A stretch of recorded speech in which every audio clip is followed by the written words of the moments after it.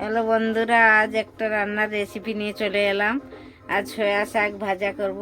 আলু কেটে রেখেছি ছোট ছোট করে, আর একটি সয়া শাক, ধনে গাছ, এটাকে সয়া শাক বলে। তাই এখন দিলাম, তেল গরম হয়ে গেছে,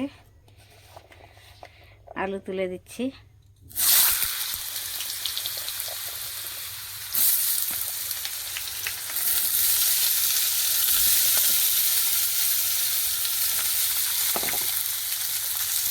এটা এমনি খেতেই ভালো লাগে, কিন্তু একটু গন্ধ বেরোয়, ধনে গাছের গন্ধ, কিন্তু খুব সুন্দর লাগে খেতে ভাজা করলে।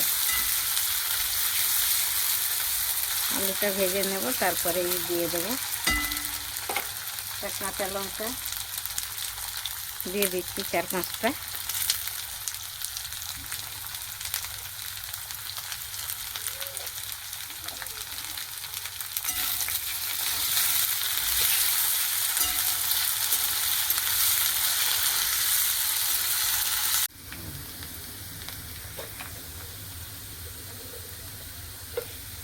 পরিমাণ মতো নুন দিয়ে দিচ্ছি, একটু হলদি দিয়ে দেবো, হলদি দিয়ে দিচ্ছি সামান্য।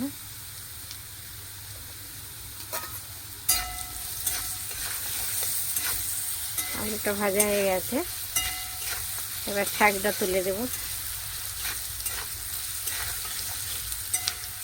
তাতে একটু তেল বেশি লাগে শাকে, শাক মাত্র সব শাকেই তেল বেশি লাগে, একটু এগুলো তবে ভালো লাগে।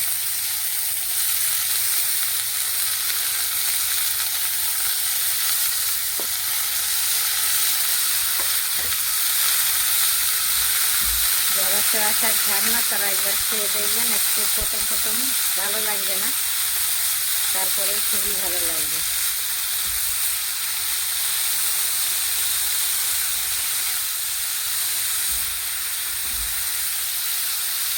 হয়ে গেছে, এবার ঢেকে দেব।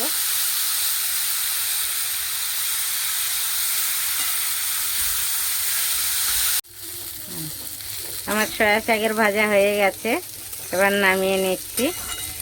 আপনারাও এমনি করে খাবেন, খুব সুন্দর লাগবে খেতে, খুব ভালো লাগে।